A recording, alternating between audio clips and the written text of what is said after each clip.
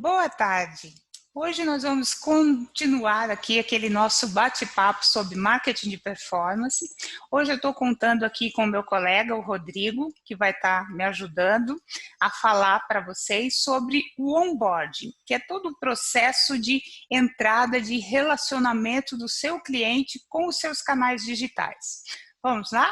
Como nós havíamos conversado, né, no outro capítulo aqui do nosso bate-papo, existe toda uma jornada, uma experiência do cliente, né, que ele vai deixando aí o seu rastro digital para que nós possamos desenvolver toda essa comunicação com ele através dos canais digitais.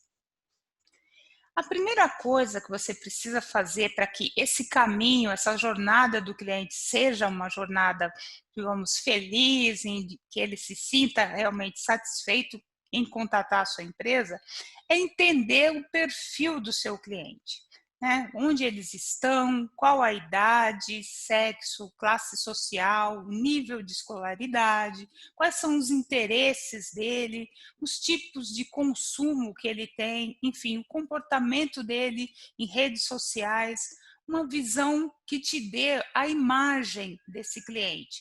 O que nós na área de marketing denominamos como o seu persona. Existe aí uma metodologia para que você possa desenvolver essa caracterização, né? Entender o personagem, quem é esse seu cliente. Essa metodologia é chamada Design Thinking, né? O que consiste essa metodologia?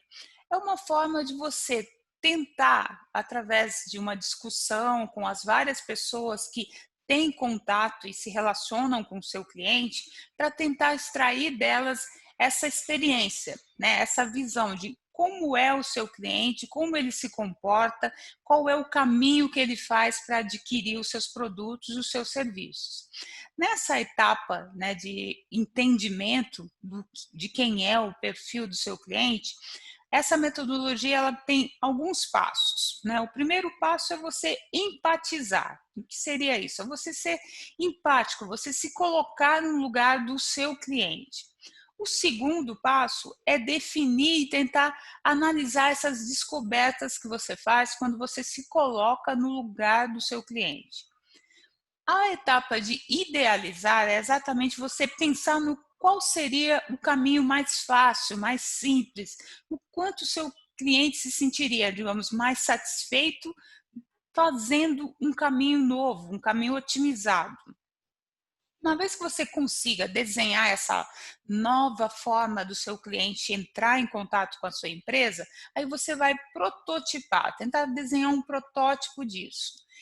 A fase de testar e apresentar é exatamente quando você, em cima desse protótipo, você consegue montar algo parecido do que seria a solução final.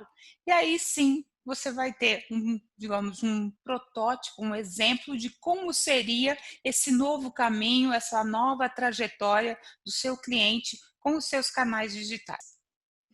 Aqui é dentro dessa mesma técnica, é uma ferramenta que a gente utiliza, que chama um mapa de empatia, é onde você vai estar mapeando o perfil do seu cliente. Nesse mapa, o que você vai entender, né? Como que você vai desenvolver? Primeiro você vai tentar pensar e sentir como se fosse o seu cliente. Aqui nesse mapa que nós estamos usando, está trabalhando mais ou menos com um cliente que seria um Airbnb, né? Pessoas que alugam casas para temporada. Então, assim, o que, que elas pensam, o que elas sentem? Elas querem diversão, conforto, liberdade.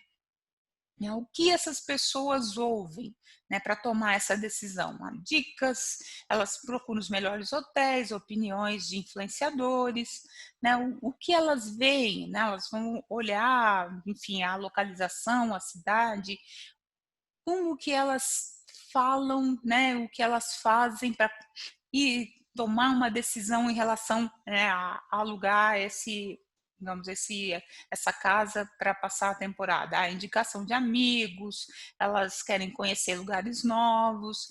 Quais seriam, digamos, as dores, as preocupações em relação a isso? banheiro compartilhado, falta de segurança, né? Quais seriam as necessidades? Né, que a instalação seja boa, que tenha energia elétrica, Wi-Fi, enfim, isso daqui são todas simulações que você faz numa reunião com a sua equipe para tentar, digamos, mapear de uma forma empática o que seriam as características desse seu provável cliente ideal. O outro passo, né, da prototipagem é exatamente quando você imagina agora, né, digamos, você já entendeu aquele personagem, de quem é o seu cliente, e você vai imaginar como que ele faz para entrar em contato com a sua empresa, né, com o seu produto, com o seu serviço, quais são os canais que ele utiliza, qual é o caminho, como ele faz para conhecer que a sua marca, a sua empresa existe, né, através de materiais, né, de posts, de alguma panfletagem, enfim, ele acessa um site. Qual que é o primeiro produto, né, o primeiro contato dele, o acesso dele com o seu produto, com o seu serviço? Através de um aplicativo ou do próprio site, enfim. Qual é a experiência dele enquanto ele adquire o seu produto e serviço? Né? E depois, como que você vai conseguir transformá-lo num usuário fiel? Né? A fidelização, que ele continue utilizando os seus produtos e os seus serviços. E como que você vai usar, digamos assim, ter esse cliente como sua referência, como que ele vai recomendar e divulgar os seus serviços para outras pessoas. Então você vai desenhar agora esse caminho que seria a jornada antes, durante e depois da aquisição do seu produto ou do seu serviço. Uma vez que você tenha, né, todas essas considerações mapeadas e desenhadas, aí sim você tem um protótipo do que seria toda a trajetória de relacionamento com o seu cliente, né, a jornada que ele vai ter com você.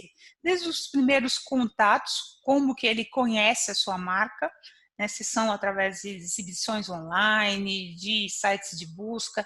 Então, você vai estar criando ações para cada um desses canais, conteúdos, e-mail, websites, e aí você vai estar extraindo dessas ações, desses contatos, a consideração que ele tem em relação ao seu produto. Isso vai estar atraindo ele para o caminho da compra, né? O aplicativo, o website, e aí, a partir disso, como que ele vai estar comunicando, né, efetivando essa compra, assim, preferencialmente elogiando os serviços, os produtos da sua empresa, em comunidades, chats, enfim, redes sociais, como que, ou na própria central de chamados da sua empresa, e como que você vai conseguir, né, expandir e fidelizar esse relacionamento através de promoção, através de blogs, newsletters, enfim, como que pesquisas de satisfação, como que você vai manter esse cliente sempre em contato e fazendo com que ele sirva, digamos, como um agente propagador do conhecimento, né, dos bons serviços da sua empresa. Uma vez que você consegue ter todo esse desenho, né, e estruturar as diversas ações em relação ao seu cliente, vai ser muito mais fácil ir para o próximo passo. O que é esse próximo passo? É exatamente esse protótipo do que seria o seu onboarding. E o que seria o onboarding? É exatamente esse caminhar de relacionamento do seu cliente com os produtos e serviços que você oferece através dos seus canais digitais. Todas as formas que você tem de contatar com o seu cliente, desde o início, daquele primeiro contato, de como ele faz a escolha, de como ele efetiva a compra, a experiência dele de consumo, se ele reporta isso como uma experiência boa ou ruim, né? A fidelização, que é como você tenta mantê-lo sempre como seu cliente, e as recomendações que ele vai fazer a respeito dos seus serviços. Então, assim, essa jornada você vai estar identificando pelos diferentes perfis de clientes que você possa ter. Aqui, como vocês podem ver, nós estamos mencionando No caso, a gente está tratando aqui, vamos, o produto fraldas. Então, assim, temos lá a mãe millennium, uma mãe experiente, uma mãe de primeira viagem, enfim, para cada uma delas existe uma trajetória diferenciada, né? Porque elas não têm as mesmas formas de tomada de decisão no primeiro contato, elas não fazem a escolha com a mesma, vamos, linha de raciocínio. A efetivação da compra também tem as suas diversidades. A experiência de consumo aqui é a única coisa que todas têm em comum, que é a reação do bebê.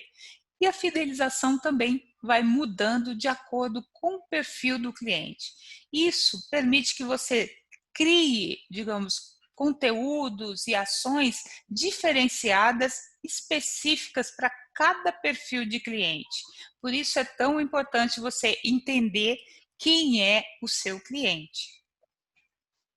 Como vocês podem ver, né, essa trajetória é fim a fim e é um ciclo que vai sempre se retroalimentando. Quanto mais você fidelizar o seu cliente, mais você vai conhecê-lo e mais você vai conseguir melhorar todo esse seu processo de conversa com o seu cliente, né? Você realmente vai conseguir construir um relacionamento muito mais assertivo, onde as suas ações de marketing vão ser menos custosas e você vai ter resultados muito mais efetivos. Bom, agora nós vamos para uma experiência prática. Agora o Rodrigo vai entrar para mostrar como que a gente pode fazer essa identificação do perfil do cliente, né? Observando dados internos e externos que você possa ter e fazer o que nós chamamos de uma análise de clustering, que é exatamente você identificar quem são esses perfis de clientes que você tem hoje na sua base de dados. Vamos lá, Rodrigo? Bom, beleza. Obrigado, Janete. Vou compartilhar a minha tela aqui. Acho que vocês já estão vendo a minha tela, né? Então, como a Janete disse, o exemplo que a gente queria mostrar hoje é como a gente pode utilizar um algoritmo de clusterização, né? No caso, a gente vai usar o K-means, para fazer essa segmentação dos clientes da sua empresa, né? Ou seja, encontrar grupos, né, ou clusters de clientes que tenham um comportamento ou algumas características parecidas. E aí, para cada um desses grupos, a gente pode desenvolver essas personas e, enfim, criar onboardings diferentes, criar toda uma estratégia diferente para cada um deles. Então, a base de dados que a gente vai usar aqui nesse exemplo é uma base de dados que a gente tirou do Kaggle, de um banco alemão, que tem todos, ou não todos, mas alguns clientes que fizeram empréstimos com esse banco. E aí a gente fez algumas mudanças nessa base, só, enfim, para intuitos de deixar mais simples e mais claro o exemplo que a gente está fazendo aqui. Esse daqui é um exemplo mais simples, claro que num caso real a gente teria muito mais variáveis e, enfim, poderia fazer análises mais complexas com os dados que a gente tem, né? Então, aqui as variáveis que a gente tem de cada cliente são a idade e o gênero deles, né? Ou seja, 2 dados demográficos do cliente, e o resto são dados do comportamento deles, né? Então, como aqui todos os clientes fizeram um empréstimo e a gente está considerando que cada cliente fez apenas um empréstimo, a gente tem o valor desse empréstimo, a duração do empréstimo, qual foi a intenção do empréstimo, né? Às vezes foi um financiamento de carro, por exemplo, ou se foi um empréstimo para educação, se foi um empréstimo para comprar algum aparelho, como TV ou rádio, alguma coisa assim. E também qual é o valor que esses clientes têm no saldo da conta corrente do banco deles, beleza? Então, aqui, primeiro a gente vai fazer uma análise básica dessa base de dados que a gente tem, né? A gente vê que aqui a gente tem 1.000 clientes e, enfim, para alguns deles, né? No caso aqui, 200 mais ou menos, a gente não tem o dado de quanto eles têm de saldo na conta corrente.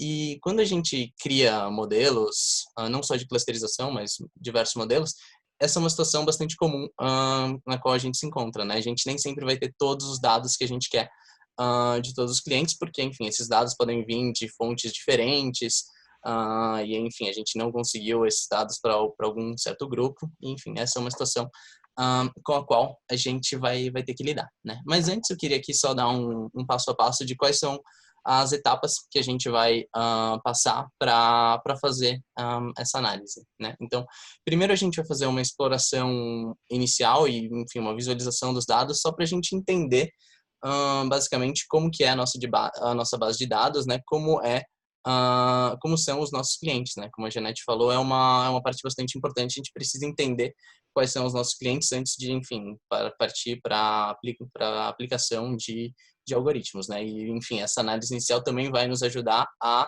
preparar os dados, né? Que é a próxima etapa, para, enfim, deixar eles prontos para a aplicação do algoritmo, né? E aí, finalmente, a gente vai poder fazer essa aplicação, né? Enfim, aqui a gente vai fazer a clusterização com esse algoritmo, né, chamado K-means. E, enfim, aí depois a gente vai poder, inclusive, aplicar outros algoritmos.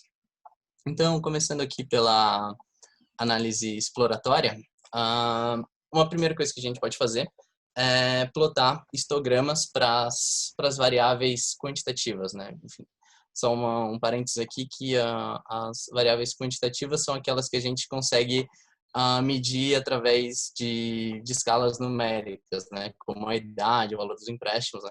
Ao contrário das variáveis categóricas, né? Como o gênero ou a idade, enfim, são classes, né? Masculino ou feminino. A gente não consegue dar um valor numérico para essas classes. Bom, enfim, aqui a gente tem essas 4 variáveis numéricas ou quantitativas na nossa base de dados. E a gente pode perceber por esses histogramas, por exemplo, que, enfim, a maior parte dos clientes desse banco é jovem, né? Ou, enfim, tem aqui entre 20 e 40 anos. Também a maior parte dos empréstimos são relativamente pequenos, né? Enfim, aqui entre 0 e até 2, 3 mil reais ou euros, enfim, como é um banco alemão, né? Enfim, aqui o que vale a pena anotar, o que eu queria que vocês percebessem, que todas essas distribuições, elas são pouco simétricas, né? Ou seja, elas todas estão bastante enviesadas para a esquerda, né? Enfim, ou seja, até a gente tem mais clientes a gente tem um número bastante grande de clientes com valores abaixo da média de cada uma dessas variáveis. Isso é uma coisa que a gente vai ter que ter em mente na hora de fazer a clusterização. Bom, aqui a gente tem, enfim, uma análise de gráfico de barras que a gente pode fazer para variáveis categóricas, né? Por exemplo, a gente vê que a maioria dos nossos clientes são homens, no caso desse banco. A intenção de empréstimo que teve o maior número de casos foi um empréstimo para, enfim, fazer o financiamento de um carro, né? E, enfim, a gente pode fazer diversas outras análises, né? Que eu não vou focar tanto nessa parte, porque a ideia é chegar na clusterização. Mas aqui, por exemplo, a gente tem esses gráficos de dispersão que comparam as diversas variáveis categóricas que a gente tem. E, enfim, eu queria chamar a atenção aqui para esse gráfico aqui que mostra o valor, a relação entre o valor do empréstimo e a duração do empréstimo, né? O gráfico ele está mostrado um pouco melhor aqui. E a gente vê que, de maneira geral, empréstimos maiores tendem a ter uma duração maior, né? O que até faz sentido, né? Se a gente pensar, geralmente, quando uma pessoa faz um empréstimo com um valor maior, por exemplo, sei lá, para comprar uma casa, alguma coisa assim, ela vai levar um tempo maior para pagar, né? Geralmente, às vezes, vários anos, alguma coisa assim. Então, existe essa correlação entre essas duas variáveis. E aqui, enfim, a gente tem a matriz de correlações que mostra todas as correlações entre essas variáveis numéricas. E a gente vê que, realmente, a correlação entre essas duas variáveis é aqui de 0,62. É a maior entre todas elas, né? A gente aqui, se a gente for ver que tem alguma variável que tem, ou duas variáveis que têm correlação bastante grande, a gente poderia pensar em eliminar elas da nossa análise, ou eliminar uma delas, ou enfim, fazer algum tipo de combinação entre elas na hora de fazer a clusterização, ou então de fazer uma análise que chama PCA, né, decomposição em componentes principais, para, enfim, diminuir o número de variáveis que a gente tem. Aqui, como a correlação não é tão grande, né, de 0,62 é relevante, mas não tão grande, e, enfim, a gente já tem poucas variáveis e também, enfim, tem alguns empréstimos grandes que tem duração pequena e, enfim, contrário também. A gente vai continuar com todas essas, com essas duas variáveis na sequência, beleza? E, enfim, aqui só para dizer que num caso real, a gente poderia e deveria analisar bastante mais profundamente a nossa base de dados para, enfim, realmente ter uma visão bastante legal de quem são os nossos clientes antes de prosseguir. Bom, aqui eu vou continuar. A próxima etapa é a preparação dos dados, né? Aqui eu acho que vale a pena fazer uma explicação bem rápida de como funciona esse algoritmo K-means, né? A ideia dele é, bom, a gente primeiro tem que passar um número de clusters, né? Ou seja, em quantos grupos a gente quer que a nossa base de clientes seja dividida. E a partir desse número de clusters, o algoritmo ele vai tentar minimizar a soma das distâncias entre cada cliente, né? Ou seja, cada elemento da nossa base e o centro desse cluster. Ou seja, a medida das distâncias é uma parte bastante importante do algoritmo e ele usa uma medida euclidiana, né? Na verdade, euclidiana ao quadrado das distâncias entre as variáveis. Ou seja, para o K-means, o que isso significa no fundo? Que a gente só vai poder usar variáveis numéricas. Se a gente tiver, como aqui a gente tem, variáveis categóricas, né, como gênero, como a intenção do empréstimo, a gente tem algumas opções do que a gente pode fazer. A gente pode tentar transformar essas variáveis categóricas em variáveis numéricas, através de um processo que chama one-hot encoding, em que, enfim, a partir para cada classe de cada uma dessas variáveis categóricas, a gente vai criar uma nova variável booleana, e aí, enfim, aplicar o K-means nisso, ou então a gente também tem outros algoritmos, né, como tem um que chama K-modes, que permite fazer essa comparação das distâncias entre variáveis categóricas e numéricas, ou então também existem outros algoritmos que permitem que a gente passe uma matriz de distância para eles e eles vão fazer a clusterização com base nessa matriz de distâncias, que é o que a gente vai ver aqui no final, se der tempo. E aí, enfim, como a gente pode passar essa matriz de distância, a gente pode calcular essa distância como a gente quiser. Ou seja, não precisa ser essa distância euclidiana utilizada pelo K-means, pode ser outras distâncias que, de novo, permitem fazer essa comparação entre os tipos de variáveis diferentes. Bom, aqui, para simplificar, a gente vai continuar só com as variáveis numéricas no K-means, né? Ou seja, a gente vai utilizar apenas aqui a idade, o valor do empréstimo, a duração do empréstimo e o saldo que os clientes têm na conta corrente. É aqui uma outra coisa que, lembra que a gente não tinha todos os saldos dos clientes? Aqui a gente vai substituir esses saldos pelas médias, pela média de todos os saldos. Essa é uma das opções que a gente pode tomar. A gente também poderia tomar outras, como simplesmente eliminar esses clientes para os quais a gente não tem esses dados, a gente tira da análise, ou, enfim, substituir por uma moda, ou, enfim, até fazer algumas coisas mais complicadas, como fazer uma regressão para, a partir das outras variáveis, tentar achar um valor dessa variável, mas, enfim, aqui, como esse daqui não é o centro do nosso exemplo, a gente vai simplesmente substituir essas variáveis pela média. Bom, beleza. Uma outra coisa é que o K-means, ele precisa ou enfim, é recomendável que as variáveis tenham uma distribuição aproximadamente simétrica, né? Como eu estava dizendo antes. Então, aqui uma coisa que a gente pode fazer é uma transformação que chama uma transformação logarítmica, que permite com que todas as variáveis, ou enfim, tenta deixar essas variáveis, as distribuições das variáveis o mais próximas de serem simétricas possíveis. Então, é isso que a gente está fazendo aqui. E outra coisa que a gente está fazendo é a gente está normalizando todas esses valores de variáveis entre 0 e 1, para, enfim, justamente permitir com que o algoritmo compare essas distâncias, mesmo, enfim, para variáveis que têm medidas diferentes.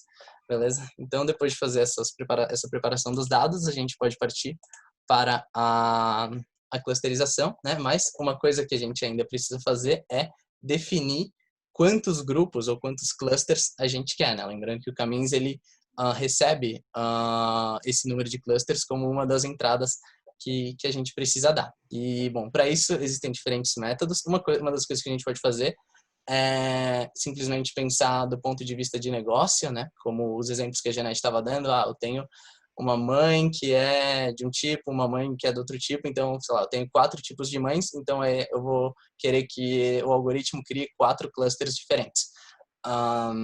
Mas, às vezes, a gente não tem essa informação, e aqui a gente está assumindo que a gente não tem nenhuma informação do ponto de vista de negócio, então a gente vai fazer essa decisão com base apenas em quão bom a gente acha que os algoritmos são com diferentes números de clusters, né? Então, para isso a gente pode primeiro usar esse método, que se chama método do cotovelo,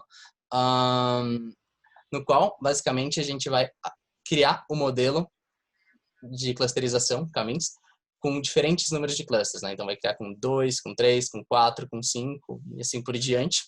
E para cada um desses modelos, a gente vai ver o valor daquilo que ele estava querendo minimizar, né? Que é essa distância entre a soma das distâncias entre cada elemento e o centro do seu cluster. E, bom, quanto maior é o número de clusters, menor, ou enfim, menor vai ser essa distância, ou seja, melhor vai ser o algoritmo, né? Mas a gente está procurando, a gente também não quer criar, sei lá, 20 clusters diferentes, porque a gente quer que cada um desses grupos represente alguma coisa de verdade e que, enfim, sejam de fácil interpretação, né? Então, o que a gente vai fazer é procurar aquele número de clusters onde o algoritmo faz como se fosse um L, né? Ou um cotovelo, ou seja, ele está baixando bastante, ou seja, o algoritmo está melhorando bastante, se eu for, por exemplo, de 2 para 3 clusters, e depois ele para de melhorar. Os ganhos de melhora do algoritmo diminuem à medida que a gente aumenta o número de clusters, né? E, enfim, para isso a gente pode usar esse gráfico aqui. No caso, o que a gente tem é que não chega a ficar tão claro qual é exatamente esse número aonde o gráfico faz um L, né? Enfim, dá para ver que, por exemplo, aqui o ganho em termos de diminuição entre 2 e 3 clusters, ele é bastante maior, por exemplo, do que esse último ganho aqui. Porém, o ganho ele vai meio que diminuindo aos poucos ao longo do gráfico, né? Mas, enfim, esse método ele não é totalmente objetivo, né? Enfim, nenhuma parte da clusterização, na verdade, é. Então, a gente tem que meio que decidir, né? Que eu diria que pode ser entre 3 e 4 clusters, a gente ainda tem algum ganho relevante, depois esses ganhos acabam se tornando menos relevantes, beleza? Mas, enfim, só para a gente continuar, ou, enfim, ter certeza, não ficar com essa dúvida, existe outro método para a definição desse número, que é esse método do coeficiente silhouette, né? Que, enfim, basicamente esse coeficiente ele tem uma matemática um pouco complicada, né? Depois, se vocês quiserem, vocês podem ler aqui em detalhes como que ele funciona, mas basicamente ele compara as distâncias de cada ponto, né? De cada um dos clientes entre todos os outros clientes do próprio cluster e os clientes do cluster mais próximo. E a gente quer que essa comparação seja alta, né? Ou seja, que cada cliente esteja mais próximo dos clientes do próprio cluster do que de outros. Obviamente, né? E aí, enfim, ele faz uma média de tudo isso, né? E o que é interessante desse método de avaliação de quão bom é uma clusterização é que ele não necessariamente vai ficando melhor à medida que a gente aumenta o número de clusters, né? Na verdade, é o contrário. O que geralmente acontece é com um número de clusters menor, essa avaliação vai ficar melhor, né? No caso aqui, a gente calculou cada um desses coeficientes de silhuetes para diferentes números de clusters, e aqui no eixo X a gente tem diferentes seeds, né? Que são sementes que vão gerar a clusterização, e que, enfim, se a gente mudar essas sementes, a clusterização, o resultado vai ser um pouco diferente, né? Então, uma outra coisa que a gente quer um número de clusters para o qual a gente pode colocar qualquer valor dessa semente aleatória, que, enfim, a clusterização ainda vai ser boa, né? A gente não quer, por exemplo, diferenças grandes como estão aqui, né? Enfim, aqui os resultados que a gente vê é que, bom, para 4 clusters, para 2, 3 e 4 clusters esse coeficiente ainda está ok. Enfim, para 4 ele é inclusive um pouco melhor do que para 3, né? Então, considerando esse gráfico mais esse daqui, a gente acabou decidindo por ter 4 clusters, ou seja, 4 grupos de clientes diferentes. Então aí, a partir disso, a gente já pode aplicar o algoritmo, né? Que, enfim, tendo essas bibliotecas como a do Caminhos é bastante simples. E aí o algoritmo já vai nos dar um resultado, né? Então aqui a gente aplicou o Caminhos para 4 clusters. E aqui estão as características de cada um dos clusters com o qual ele que, enfim, surgiram a partir da aplicação desse modelo, né? Então a gente tem, primeiro, um cluster no qual os clientes são mais jovens, né? A média de idade dos clientes nesse cluster 2 é de 28 anos. E eles têm empréstimos pequenos, né? Geralmente de duração também pequena. E eles também têm pouco dinheiro na conta. Beleza. Depois a gente tem 2 clusters com clientes de meia idade, né? Na verdade são clientes de várias idades diferentes, mas um desses clusters tem os clientes que têm empréstimos grandes e pouco dinheiro na conta, né? Ou seja, aqui a média dos empréstimos no cluster 3 é de 6 mil reais ou euros, e a média do saldo que eles têm na conta é de só R$ 1.000. Enquanto o outro tem clientes com idades parecidas, só que com empréstimos pequenos e muito dinheiro na conta, né? Então dá para ver que claramente esses 2 tipos de clientes são bastante diferentes e, enfim, tem riscos associados a eles diferentes e a gente vai ter que também tratar deles ou com eles também de formas diferentes, né? E o último cluster são os clientes mais velhos, né? Eles têm uma idade de 51 anos e, enfim, esses clientes costumam ter empréstimos também relativamente pequenos e também pouco dinheiro na conta, assim como os clientes mais jovens, né? Então aqui a gente pode ver a dispersão dos clientes, né, de acordo com cada um dos clusters aos quais eles pertencem, né? Então a gente vê aqui, por exemplo, que claramente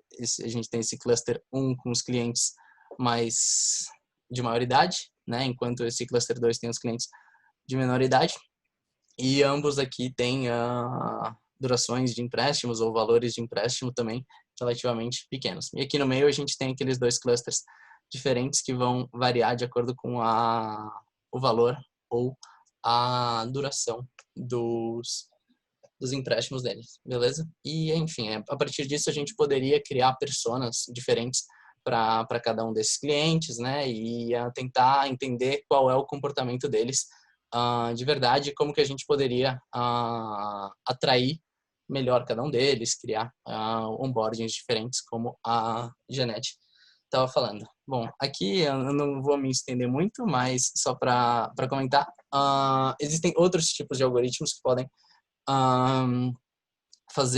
com os quais a gente pode fazer a clusterização, né? Um deles é esses algoritmos de clusterização hierárquica, e, enfim, eles são aqueles que permitem a gente passar essa distância de Gauer, que permite comparar variáveis diferentes, né? Então, vamos falar, putz, eu não quero perder a informação do gênero e nem da intenção do empréstimo. Eu preciso disso na hora que eu for fazer os clusters. Bom, tudo bem. Aqui para esses algoritmos de clusterização hierárquica, a forma como a gente vai determinar o número de clusters. Não estou conseguindo aqui abrir. Deixa eu ver se eu consigo agora. Bom, não estou conseguindo abrir agora, mas enfim, a forma é um pouco diferente, ela é através de um dendrograma, e a gente acabou decidindo a partir desse dendrograma que a gente vai criar 3 clusters diferentes nesse caso. E, enfim, aqui a gente tem os resultados que eles dão, né? Como a gente pode ver, o que o algoritmo fez foi ele criou um cluster apenas com as mulheres e 2 clusters para os homens, que são os clusters aqui 2 e 3.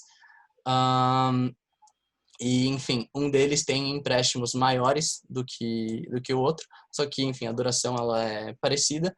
E aqui dá para ver que, enfim, os clientes do cluster 2 são os clientes que fizeram empréstimos para carro e, enfim, todos os outros clientes que fizeram empréstimos de outros tipos estão no cluster 3, né? Então, de novo, a clusterização ela é um processo que pode nos dar resultados diferentes, assim, dependendo de quais variáveis a gente quer incluir e de quantos clusters a gente quer criar e, enfim, inclusive de qual algoritmo a gente quer fazer. Mas a ideia é que ela nos dê vários insights de negócio e, putz, faça com que a gente consiga perceber quais são esses diferentes tipos de clientes que a gente tem.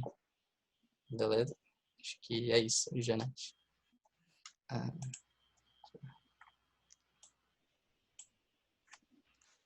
Bom, Então, como vocês puderam ver, né, nos exemplos que o Rodrigo colocou aqui, a tecnologia, né, os algoritmos, enfim, a análise de dados, ela permite você enxergar além das informações que você possa ter do conhecimento do seu pessoal de negócios. Pode extrair dali informações que, digamos, a olho nu, né, no dia a dia, passam desapercebidos. Então, você consegue desenhar seu contato, toda a sua estratégia de marketing de uma forma muito mais assertiva do que se você trabalhasse somente com o conhecimento da sua equipe de vendas. Então, isso é uma das grandes vantagens que nós temos quando a gente trabalha com a análise de dados. No nosso próximo encontro, a ideia é a gente estar conversando sobre a melhor oferta. E aí, o que a gente vai, né, efetivamente fazer nessa nossa nova etapa? Combinar exatamente todo esse conhecimento adquirido com a análise de cluster, né, do perfil do cliente e avaliar qual seria a melhor oferta de produtos ou serviços para cada um daqueles perfis de clientes. Então, assim, nós vamos trabalhar com mais dados, mais algoritmos, mais números, para tornar a nossa ação de marketing cada vez mais assertiva. Até a próxima!